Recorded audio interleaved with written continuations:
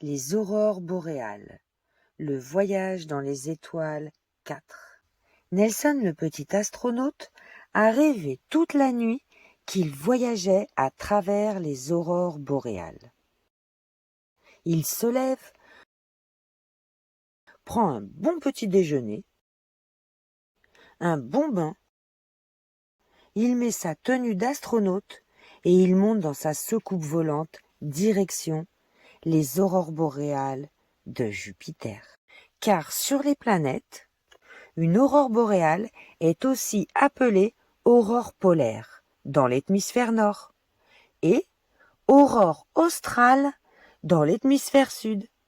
C'est un phénomène lumineux, atmosphérique, caractérisé par des voiles extrêmement colorés dans un ciel nocturne. Les aurores boréales de Jupiter ont de nombreuses différences par rapport à la Terre. Le phénomène est dû à la magnétosphère de Jupiter, qui est essentiellement peuplée d'électrons, d'ions de soufre et d'oxygène provenant des volcans de son satellite Io. Ces électrons et ces ions sont ensuite emportés par le champ magnétique qui tourne à la même vitesse que la planète, s'accumulant le long de l'orbite de son satellite Io.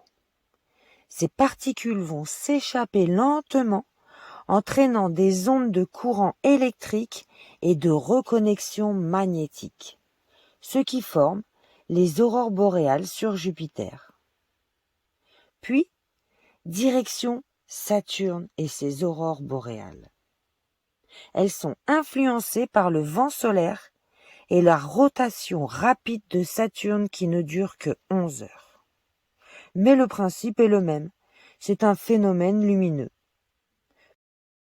Puis, direction Uranus. Des aurores ont été détectées en 1986 par la sonde Voyageur 2, qui a été lancée dans l'espace en 1977. Et ça fait 45 ans qu'elle continue de communiquer avec la Terre. Alors que sur les autres planètes, les aurores se présentent sous la forme d'arcs lumineux en encerclant les pôles, les aurores d'Uranus apparaissent comme des sources ponctuelles.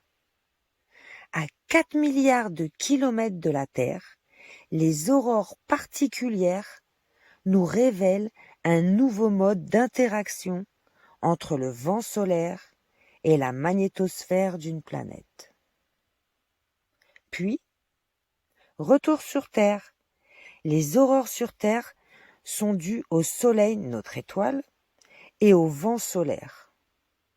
Des particules chargées électriquement venues de l'espace et pénétrant dans la haute atmosphère terrestre à très grande vitesse, c'est cela qui nous permet de contempler du sol terrestre ce magnifique jeu de lumière dans le ciel nocturne.